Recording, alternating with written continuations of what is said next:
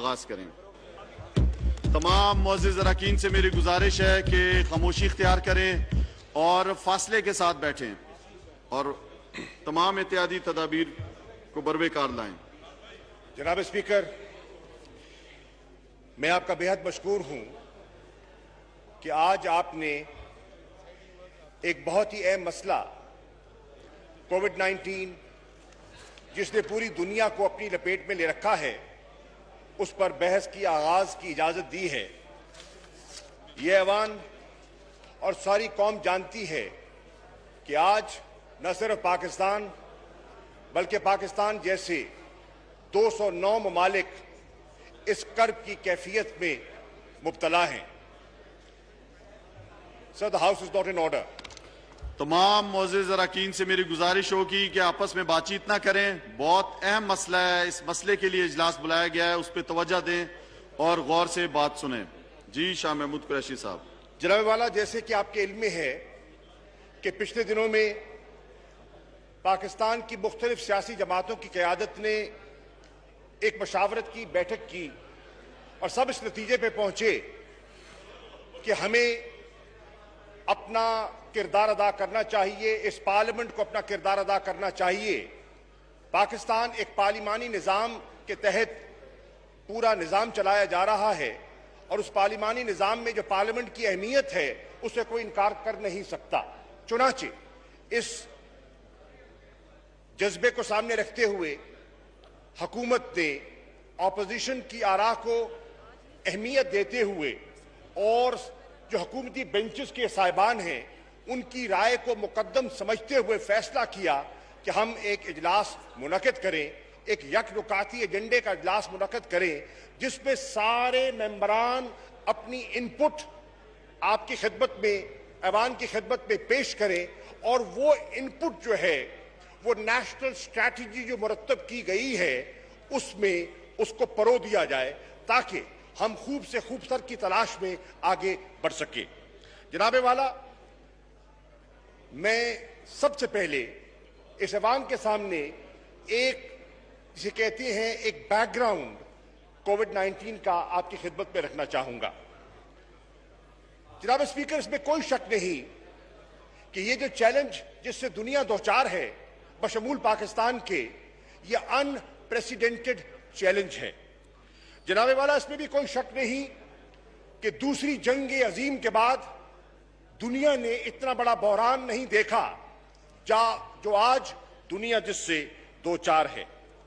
अभी तक मुख्तलिफ तदाबीर अपनाई जा रही हैं, लेकिन जितने माहिरीन हैं वो इस बात पर मुत्तफिक हैं कि इसका असली हल और इससे नजात तब मिलेगी जब हम इसका कोई क्योर तलाश कर लेंगे और उसका क्योर जो है एक वैक्सीन की शक्ल में जब तक हमारे सामने नहीं आ जाता तो हम मुख्तलिफ एक्सपेरिमेंट्स के जरिए इसके स्प्रेड को कंटेन करने की कोशिश हम भी कर रहे हैं और पूरी दुनिया कर रही है। ख्याल है कि वैक्सीन के आने में गालिबन 18 माह से 2 साल का पीरियड शायद लग जाए।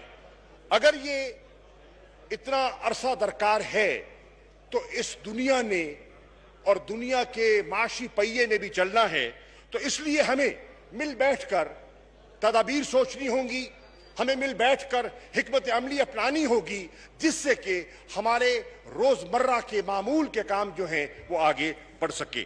जनाबे वाला, इस वक्त कैफियत ये है कि मैं अर्ज कर चुका कि 200 कम से कम 9 मुल्क इस वबा में मुब्तला हो चुके हैं।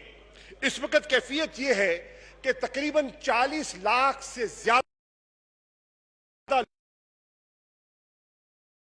चुके हैं, इस मर्ज में मुब्तला हो चुके हैं और इस वक्त कैफियत यह है कि इस मर्ज ने 2,00,000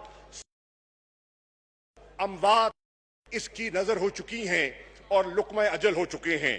जनाबे वाला, इस वक्त कोई जब ये ग्लोबल पेंडेमिक सामने आया तो पाकिस्तान को एक तरफ रख दीजिए, कोई दुनिया की हुकूमत ऐसी नहीं थी जो मुकम्मल तौर पर इससे निबर्द आज़मा होने के लिए तैयार दिखाई देती हो और ये आपके सामने मिसालें हैं। हमसे ज्यादा मुअस्सर माली तौर पर जो मुस्तहकम मईशतें हैं, हमसे ज्यादा जिन ममालिक के गवर्नेंस स्ट्रक्चर्स मुस्तहकम हैं, उनकी मेरी मिसाल भी तमाम मोअज़्ज़िज़ आपके अरकान सामने से है। गुजारिश है कि एक एक निशिस्त का फासला रखें, और ये जो ख्वातीन पीछे बात कर रही हैं, अगर जरूरी बात है तो बाहर जाके आप बात करें, या एक एक निशिस्त का फासला रखें और गौर से इस बहस को सुने। आप मास्क भी पहने, और जिसने अगर मजलिस करनी है तो ईवान से बाहर चला जाए और वहां पे मजलिस करे। जी जनाब। शुक्रिया जनाब शाह स्पीकर। महमूद कुरैशी साहब। तो मैं अर्ज कर रहा था, मैं आपके सामने एक ग्लोबल जायजा रख रहा था, और उसके बाद मैं आपकी खिदमत में अर्ज करना चाहता हूं, वेयर डज पाकिस्तान स्टैंड। और पाकिस्तान को प्लेस करने से पहले आपका एक तकाबली जायजा आपकी नजर होना चाहिए। और तकाबली जायजा यह है कि इस वक्त दुनिया में जो अमवात हो रही है कोरोना वायरस की नजर जो लोग हुए हैं, उसकी कैफियत यह है कि अमेरिका जैसा मुस्तहकम खुशहाल, जिसका कि हेल्थ केयर सिस्टम बहुत एडवांस्ड है, उसकी कैफियत यह है कि 80,000 से ज्यादा अमवात अमेरिका में हो चुकी हैं। इस वक्त कैफियत यह है कि बरतानिया में 31,000 से ज्यादा अमवात हो चुकी हैं। इस वक्त कैफियत यह है कि इटली जैसे मुल्क में 30,000 से ज्यादा अमवात हो चुकी हैं, और फ्रांस जैसे मुल्क में 26,000 से ज्यादा अमवात हो चुकी हैं। यह है दुनिया की कैफियत, यह है दुनिया के हालात। अगर आप इसका मवाजना पाकिस्तान जैसे मुल्क से करें जो तरक्की पजीर मुल्क है, जिसके वसाइल भी महदूद हैं, तो जनाब स्पीकर, जिसका हेल्थ केयर सिस्टम खासा फ्रेजाइल है, तो उसके बरक्स अगर पाकिस्तान की कैफियत देखें तो पाकिस्तान की कैफियत यह है कि 10 मई तक पाकिस्तान में 661 अमवात हो चुकी हैं। पाकिस्तान में इस वक्त कोई 29,000 से कुछ ज्यादा केसेस हैं, कंफर्म्ड पॉजिटिव केसेस हैं, और पाकिस्तान में 8,023 के लगभग लोग ऐसे हैं जो इस मर्ज में मुब्तला हुए, लेकिन इसका मुकाबला करके सेहतयाब भी हो चुके हैं। जनाब वाला, मैं आपके सामने अर्ज करना चाहता हूं कि पाकिस्तान में कोरोना वायरस का पहला केस जो डायग्नोज होता है, उसकी तारीख है 26 फरवरी, और कराची में वो डायग्नोज होता है।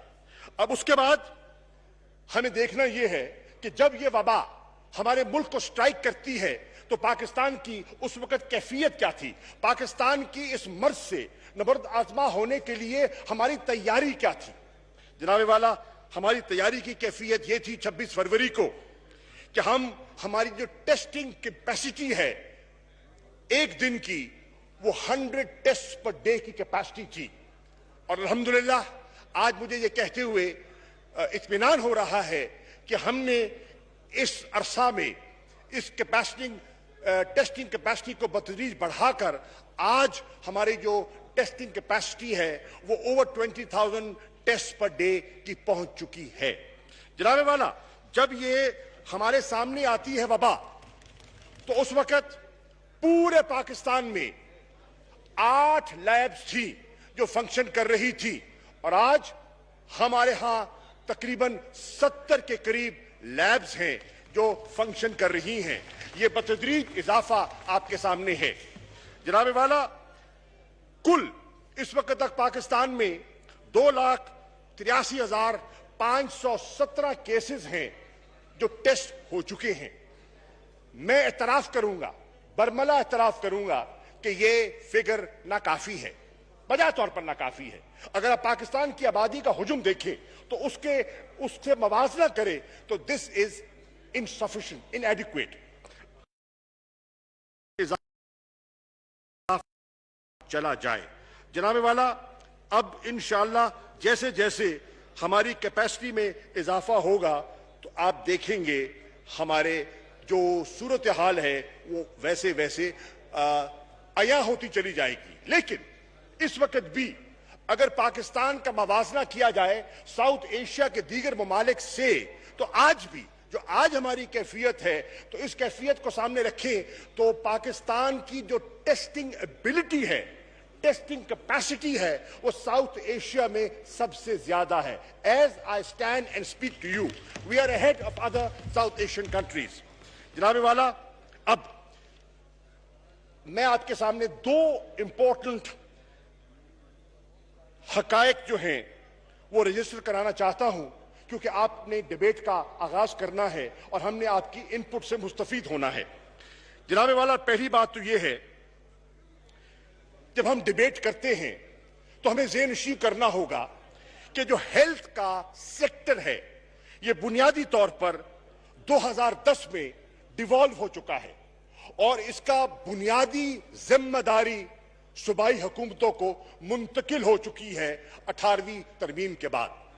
जनाब वाला, अगर हम इस बहस का जब आगाज करते हैं तो हमें ज़हन-नशीं करना होगा कि इस अरसे में हमारे दो अहम सियासी जमातों के कायदीन तशरीफ फरमा है। इन तरामीम के बाद सूबा सिंध में मुसलसल 12 साल से हुकूमत जो है वो पाकिस्तान पीपल्स पार्टी की है और पंजाब में 10 साल पाकिस्तान मुस्लिम लीग नून को ये शर्फ हासिल रहा कि वो हुक्मरानी करते रहे। ये मैं अर्ज कर रहा हूं, जब से ये तरमीम हुई और जब से ये जिम्मेदारियां सौंपी गई सूबों को, तो जो सूबों की हमारे मुल्क की दो बड़ी जमातें हैं, सिंध में पीपल्स पार्टी और पंजाब में मुस्लिम लीग नून, ये जिम्मेदारियां संभाल रहे थे। अब जनाब वाला, मैं ये भी अर्ज करता चलूं कि जब हम बात करते हैं कि हमारे यहां इन्फेक्शंस की सूरत हाल क्या है और हमारे यहां जो डेथ रेशियो है, हम जब बात करते हैं तो हमें एक तकाबली जायजे के सामने बात करनी होगी। हम हवा में बात नहीं कर सकते, हमें कोई डेटा को सामने रखना होगा और डेटा की बुनियाद पर हम अपनी बहस को आगे बढ़ा सकते हैं। जनाब वाला, as I speak to you, data जो मेरे सामने है वो जो कहता है कि पाकिस्तान में जो इन्फेक्शन और डेथ रेशियो है वो है 2.17%, और अगर आप ग्लोबल एवरेज देखें तो उसका जो रेशियो बनती है वो बनती है 6.8%। गो पाकिस्तान में अभी हमने पीक करना है, अभी चैलेंज हमारे सामने आना है, लेकिन इस वक्त की कैफियत यह है और हम ये कह सकते हैं कि अल्लाह का लाख करम है कि इस वक्त तक भी उसकी रहमत हम पर है और हम हमारा जो ख्याल था, जो पहले एक ट्रेजेक्टरीज बनाई जा रही थी और उसको अगर हम ज़हन-नशीं करते तो हमारा अब तक के हेल्थ सिस्टम जो है वो कोलैप्स हो चुका होता।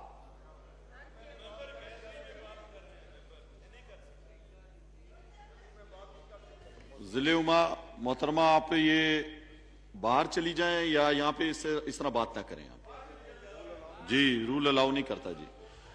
जी शाह महमूद जी सर साहब। तो मैं अर्ज कर रहा था कि अगर हम कंपैरिजन करें वर्ल्ड एवरेज का और पाकिस्तान की एवरेज का, तो it's a very clear distinction, 2.17% compare to 6.8%।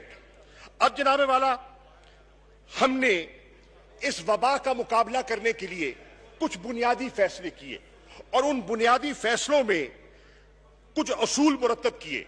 एक, कि हम जो फैसले करेंगे उसमें हम इज्तिमाई राय को और कलेक्टिव विजडम का सहारा लेते हुए आगे बढ़ना चाहेंगे और जनाबे वाला, उस कलेक्टिव विजडम को उजागर करने के लिए हमने दो फोरम्स एस्टैब्लिश किए। एक फोरम नेशनल कोऑर्डिनेशन कमेटी का फोरम है जिसकी सरबराही वजीर आजम पाकिस्तान करते हैं, और दूसरा फोरम है national command and operation centre, वो 27 मार्च को एस्टैब्लिश किया गया और उसकी सरबराही हमारे मिनिस्टर फॉर प्लानिंग जनाब असद उमर साहब करते हैं। और ये दोनों फोरम इसलिए मुरतब किए गए कि पूरा इनपुट पाकिस्तान की तमाम फेडरेटिंग यूनिट से हमें इनपुट मिले, उस इनपुट को स्टडी करने के बाद, एनालाइज करने के बाद हम कोई डेटा बेस्ड फैसले करें। जनाबे वाला, मैं ये भी कहता चलूं, कई दफा ये मैंने बहस में देखा, अखबारात की ये नजर हुआ कि शायद पाकिस्तान रिस्पॉन्ड करने में स्विफ्ट नहीं था। जनाबे वाला, बसद एहतराम मैं उस राय से मुत्तफिक नहीं हूं।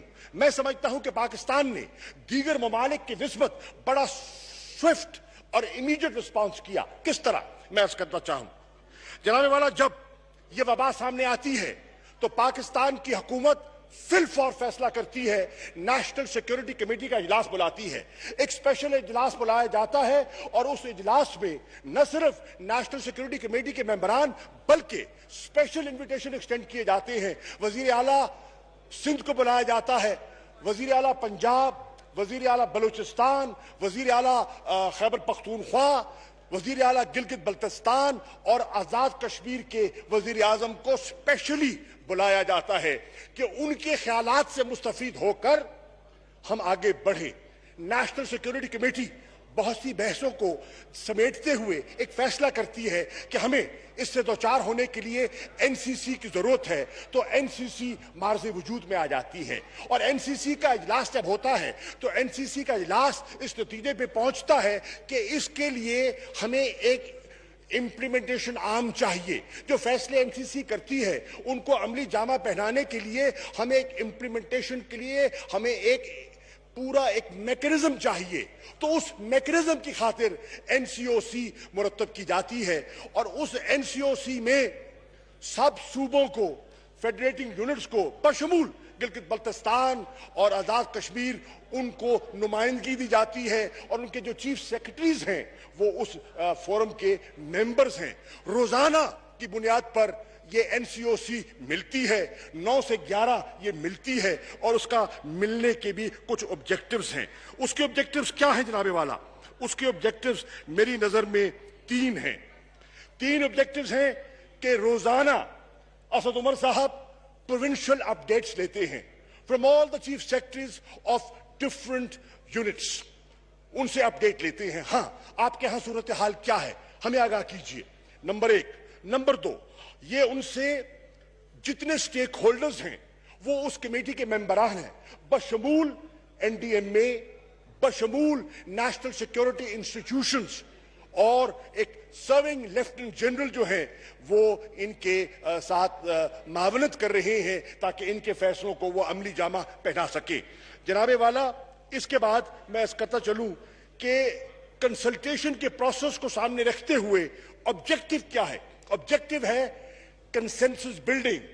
ऑब्जेक्टिव कंसेंसस बिल्डिंग का इसलिए है कि हमें मुरत्तब करनी है एक national strategy to deal with this pandemic और अल्हम्दुलिल्लाह मैं समझता हूं कि बतदरीज हम उस नेशनल स्ट्रैटेजी को मुरत्तब करने में कामयाबी से हमकिनार हो रहे हैं। जनाबे वाला, जानते हुए कि वफाक की जिम्मेदारियां हैं और वफाक अपनी जिम्मेदारियों से ओहदा बरा होने की हद्दुल वसा कोशिश कर रहा है, हमने जानते हुए कि 18वीं तरमीम हम पर उसका निफाज हो चुका है, हम जानते हैं कि सूबाई खुद मुख्तारी का मौजू जो है बड़ा हसास मौजू है, जानते हुए कि 18वीं तरमीम 2010 से आ चुकी है, हमने कोशिश की है कि सूबों को फ्लेक्सिबिलिटी भी दी जाए और उनको ग्राउंड रियलिटीज को सामने रखते हुए वो अगर समझते हैं कि कोई उन्होंने नोक पलक दुरुस्त करनी है फेडरल फैसलों पर तो उनको फ्लेक्सिबिलिटी होनी चाहिए और वो फ्लेक्सिबिलिटी दी जा रही है। जनाबे वाला, मैं आपको उसका एक मिसाल देता हूं। अभी हालिया जो एनसीसी का आखिरी इजलास था उसमें सब चीफ मिनिस्टर्स आए, उन्होंने अपनी पॉइंट ऑफ व्यू दिया। हमने एक नेशनल कंसेंसस, जब ईजिंग ऑफ लॉकडाउन की बात हो रही थी तो हमने एक नेशनल कंसेंसस बिल्ड करने के लिए एक इत्तफाक राय पैदा करने के लिए नशिस्त की। उस नशिस्त में पहले एनसीओसी का इजलास होता है, उसके बाद एनसीसी का इजलास होता है, फिर वजीर आजम सबसे इनपुट लेते हैं और उस पर इत्तफाक हो जाता है। सिर्फ एक नुक्ते पर इत्तफाक ना हो सका और वो इत्तफाक ना हो सका जिस नुक्ते पर वो था इंटर प्रोविंशियल कम्युनिकेशन, रेल का सफर, जहाज का सफर और जो जमीन का रोड ट्रांसपोर्ट का सफर है। इस पर पंजाब तैयार था, खैबर पख्तूनख्वा तैयार था, लेकिन कुछ हमारे यूनिट्स ऐसे थे जिनको रिजर्वेशंस थी और फॉर गुड रीजंस होंगी और उन्होंने मजीद मोहलत मांगी और उनके ख्याल में हमें उजलत से काम नहीं लेना चाहिए। तो उनकी आरा को सामने रखते हुए को हम फैसला कर सकते थे, लेकिन ऐसा नहीं किया गया और उस फैसले को मौखर कर दिया गया। तो ये है, मैं अर्ज कर रहा था, आपको एक मिसाल कि कैसे हम इसको नेशनल कंसेंसस को बिल्ड करने की कोशिश कर रहे हैं। जनाबे वाला, एक तासुर मैंने अखबारात में देखा, मैंने बहुत से लीडर्स की तकारीर भी सुनी है और कुछ मोजेस मेंबरान की मैंने प्रेस कॉन्फ्रेंसेस भी देखी हैं। उन प्रेस कॉन्फ्रेंसेस को जब मैं देखता हूं तो एक उससे तासुर मिलता है कि जैसे कि सब यूनिट्स के साथ कोई यकसा सलूक नहीं बरता जा रहा और एक इम्तियाजी सलूक की कैफियत को हवा दी जाती है।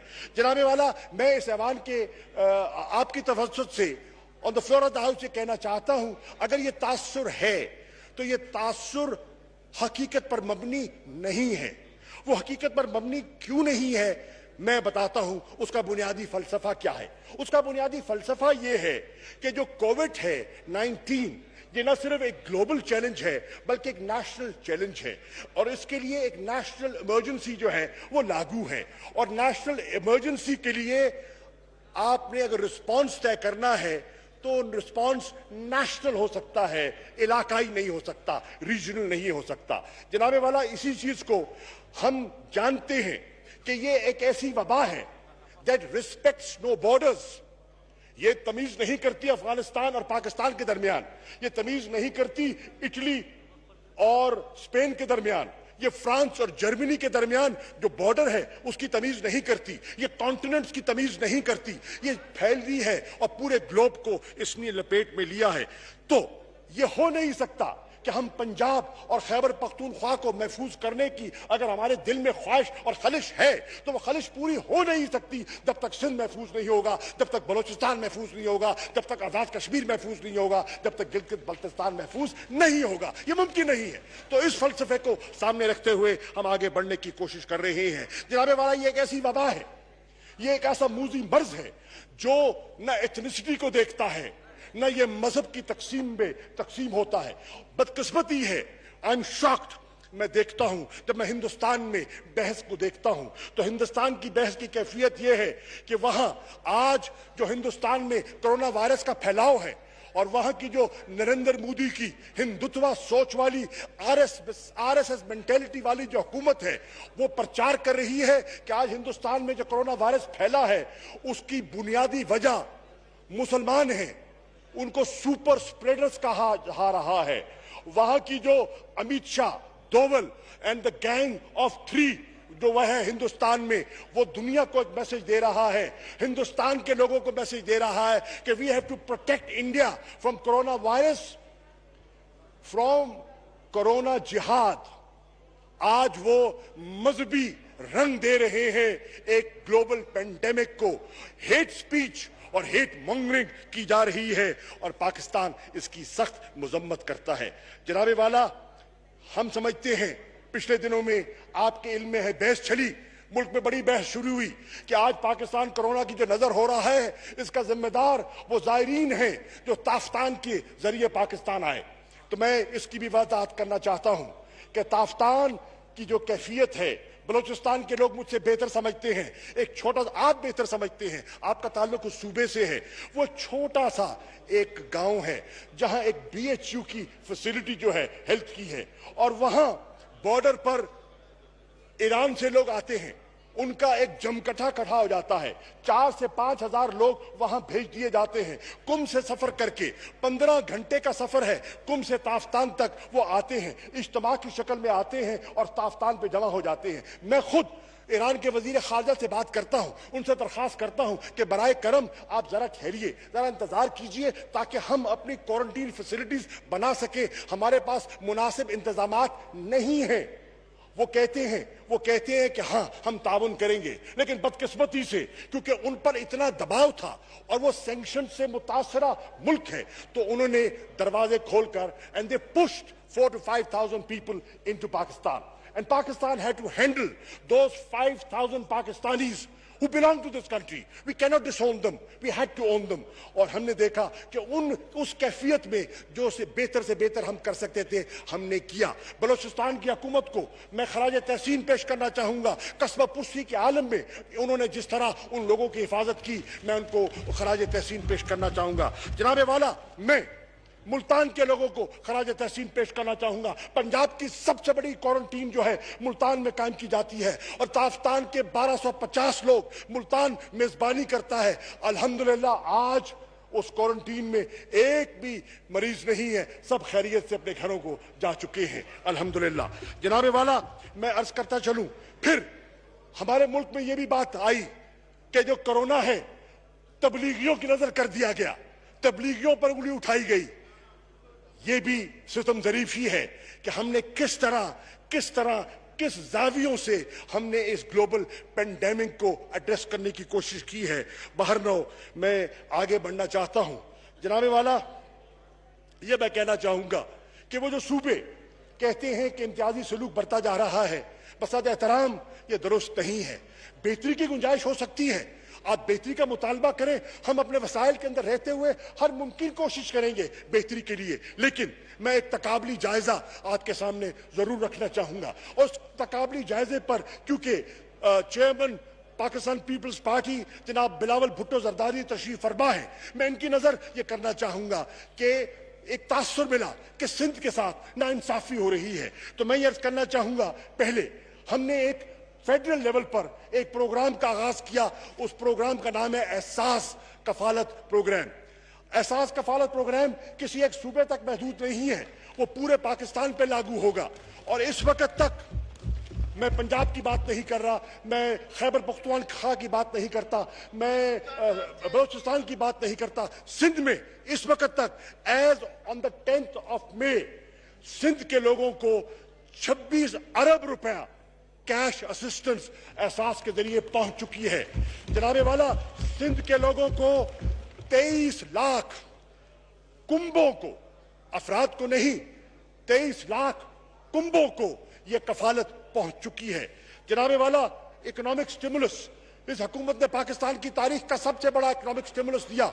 1.2 ट्रिलियन रुपीस का इकोनॉमिक स्टिमुलस कौम के सामने रखा गया। जानते हुए हमारी माली कैफियत क्या है, हमने अपने हत्तुल वसाइल जो हैं उनका रुख इस बीमारी से दो चार होने की तरफ हमने सर्व करने की कोशिश की है। और इसमें सब सूबों को वफाकी हुकूमत इंशाअल्लाह उनका हिस्सा बहिसाब जुस्सा उनको दिया जाएगा। जनाबे वाला, अगली बात जो मैं करना चाहूंगा वो है, बहुत बहस हुई कि जनाब मेडिकल इक्विपमेंट, मेडिकल फैसिलिटीज जो है वो बराबरी से नहीं मिल रही। मैं ये भी अर्ज करता चलूं, आइए प्रोटेक्टिव सूट्स को ले ले। प्रोटेक्टिव सूट्स की कैफियत ये है कि इस वक्त तक NDMA ने 5,42,000 प्रोटेक्टिव सूट्स जो हैं वो तकसीम किए गए हैं। उसमें से पंजाब को 2,09,143 मिले हैं और सूबा सिंध को 1,54,534 दिए गए हैं। अगर आबादी के तनासब को सामने रखें तो सिंध की आबादी के तनासब से हिस्सा सिंध को ज्यादा दिया गया है। जनाबे वाला, आइए फेस मास्क का जायजा ले ले।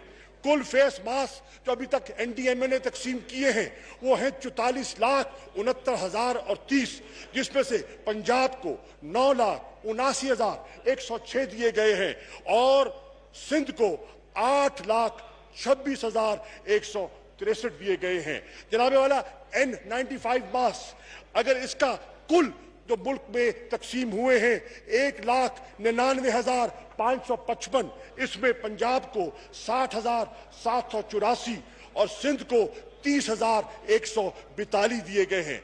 जनाबे वाला, 75 अरब की एक खतीक रकम रखी गई है, मुख्तस की गई है उन लोगों के लिए जो बेरोजगार हुए हैं, जो कोरोना की वजह से बेरोजगार हुए हैं।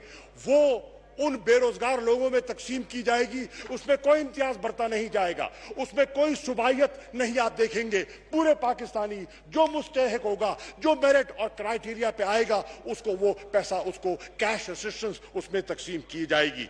जनाबे वाला, बिजली के बिलों की रिलीफ को देख लें। अगर बिजली के बिलों की रिलीफ को देख लें तो 40,000 सनतों को वफाक की हुकूमत ने रिलीफ दिया है और वो सारे सूबों में है। अगर आप देखें तो 7,70,000 कमर्शियल कंज्यूमर्स को रिलीफ दिया गया है और 7,70,000 कमर्शियल कंज्यूमर्स जो हैं वो सारे पाकिस्तान में फैले हुए हैं। जनाबे वाला, यूटिलिटी स्टोर्स को ले लें। यूटिलिटी स्टोर्स के लिए 50 लाख की खतीर रकम रखी गई है। रमजान का पैकेज इसके अलावा है और ये यूटिलिटी स्टोर्स सिर्फ पंजाब में या KPK में नहीं है, ये सिंध में भी है, ये बलूचिस्तान में भी हैं, ये दीगर इलाकों में भी हैं। यानी कि मैं ये अर्ज कर रहा हूं, हमारी सोच, हमारी अप्रोच वफाकी है, कौमी सोच है, इलाकाई नहीं है। जनाबे वाला, अब मैं अर्ज करता चलूं,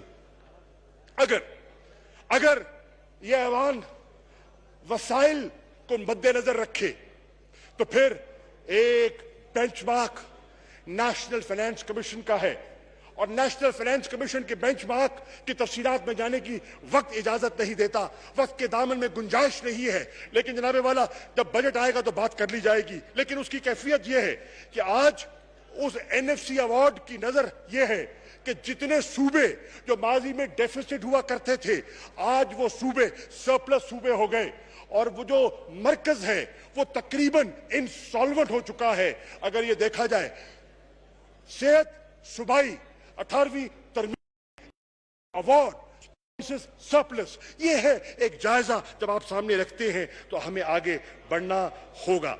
जनाबे वाला, मैं बिल्कुल कहूंगा बिलावल भुट्टो जरदारी साहब से, मैं इनकी जमात का हिस्सा रहा हूं। मैंने अपनी जिंदगी के जवानी के कई साल पाकिस्तान पीपल्स पार्टी में गुजारे हैं।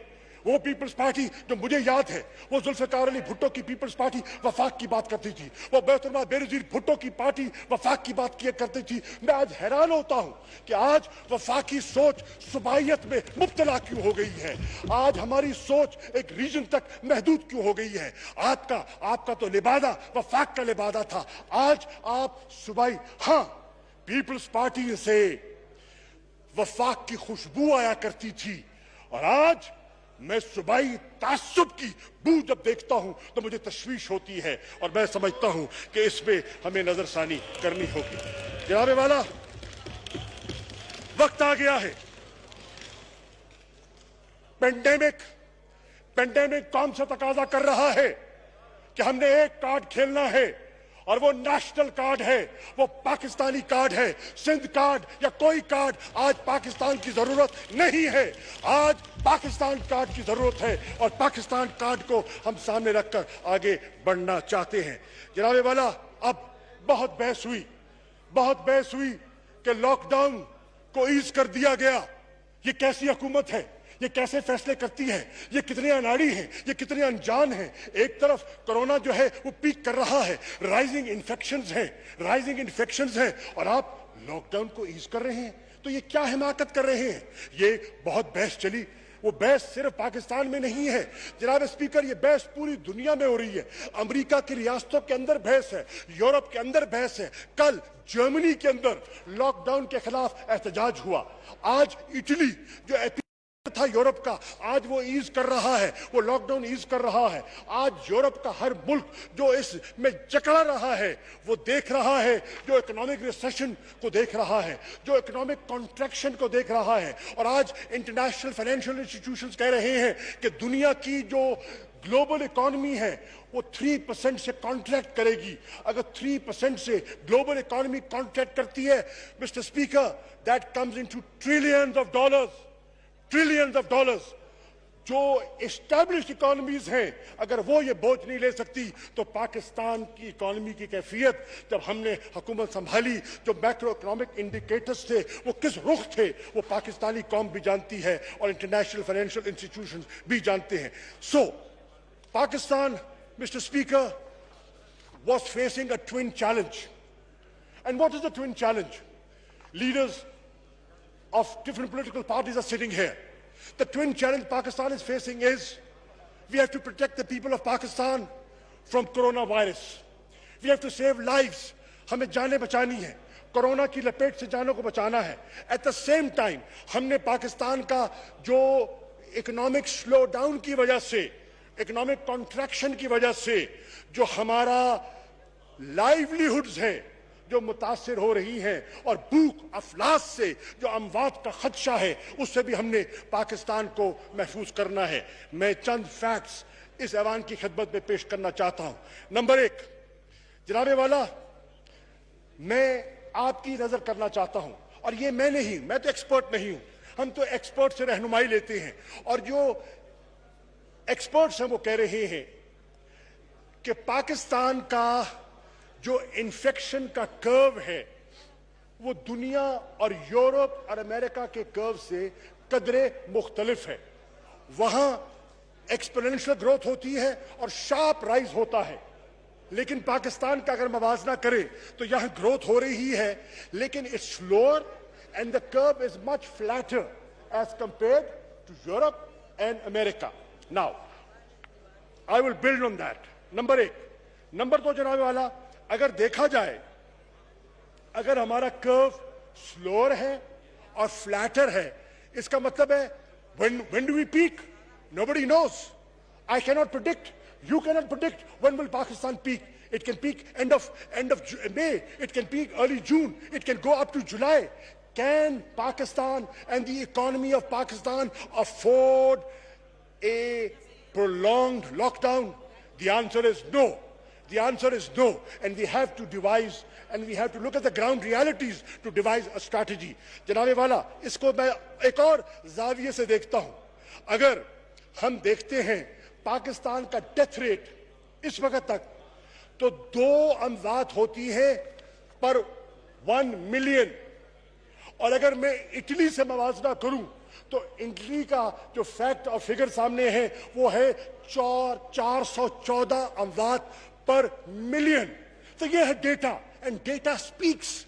और जब डेटा बोलता है तो हमें सुनना चाहिए और अपनी हिकमत अमली को डेटा के मुताबिक एडजस्ट करना चाहिए.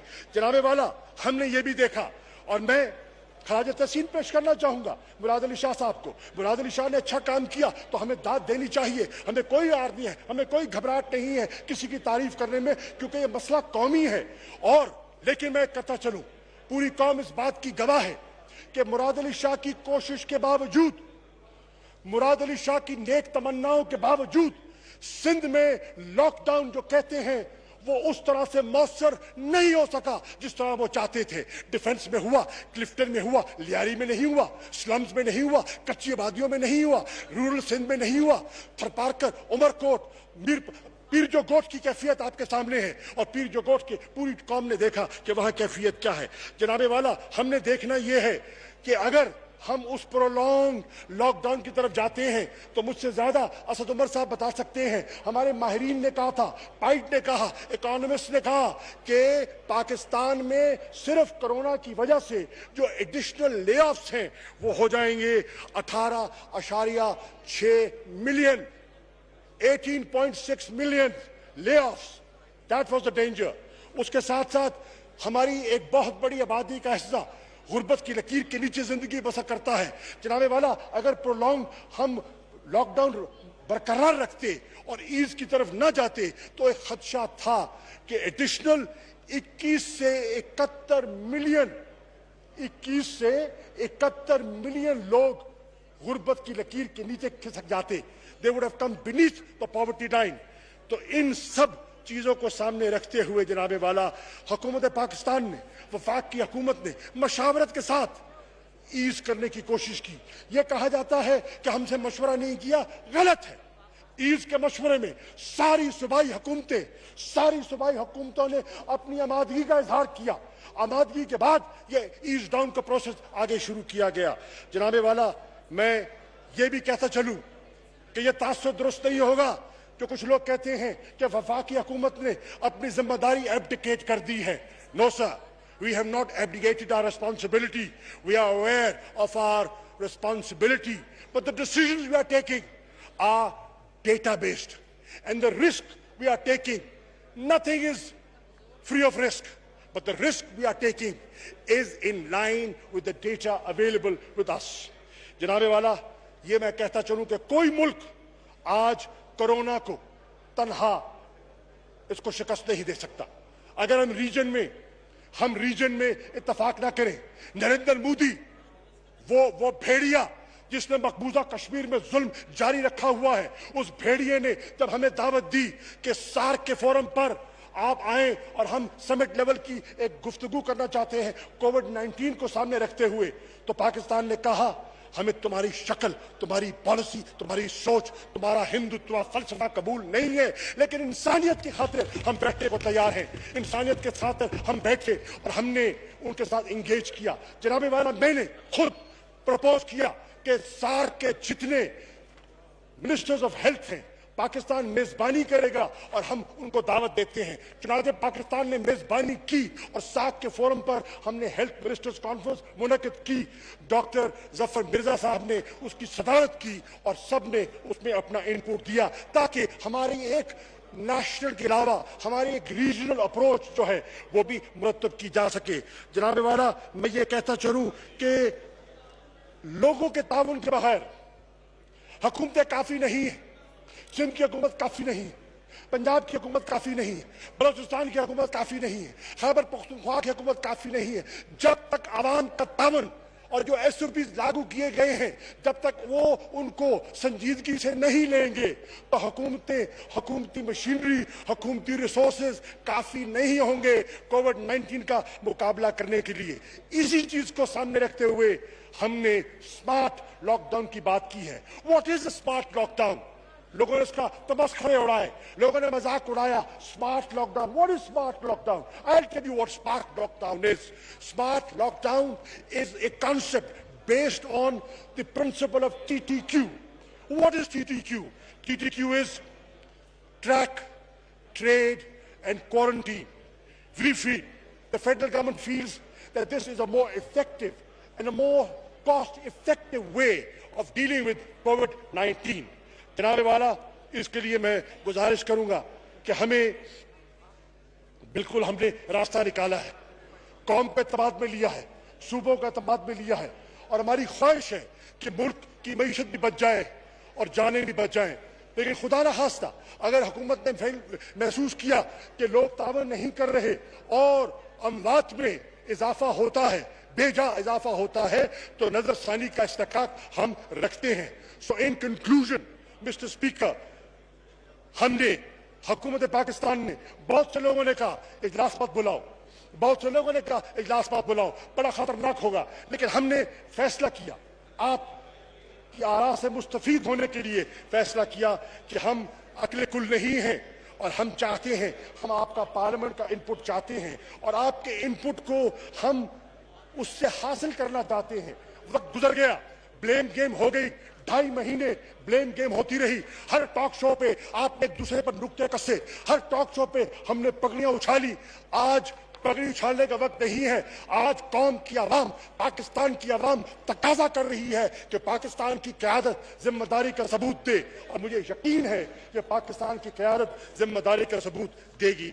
जनाबे वाला, मेरी गुजारिश ये है कि आपकी तरफ से आपकी डिबेट जब होगी इंशाअल्लाह, ख्वाजा आसिफ साहब उसका आगाज फरमाएंगे, तो जो होगी हम इंशाअल्लाह, ख्वाजा साहब मैं आपकी खिदमत में अर्ज करना चाहता हूं, एक एक आपका जुमला गौर से सुना जाएगा, बिलावल भुट्टो का एक एक जुमला गौर से सुना जाएगा, और अगर आपकी आरा में मुस्तफीद तजावीज हैं तो यकीन जानिए हम उसको अपनी स्ट्रैटेजी में इनकॉर्पोरेट करेंगे। हम यकीन जानिए कि उससे मुस्तफीद होने की इंशाअल्लाह जरूर कोशिश करेंगे। क्योंकि नेशनल क्राइसिस है और नेशनल क्राइसिस के लिए नेशनल कंसेंसस दरकार है।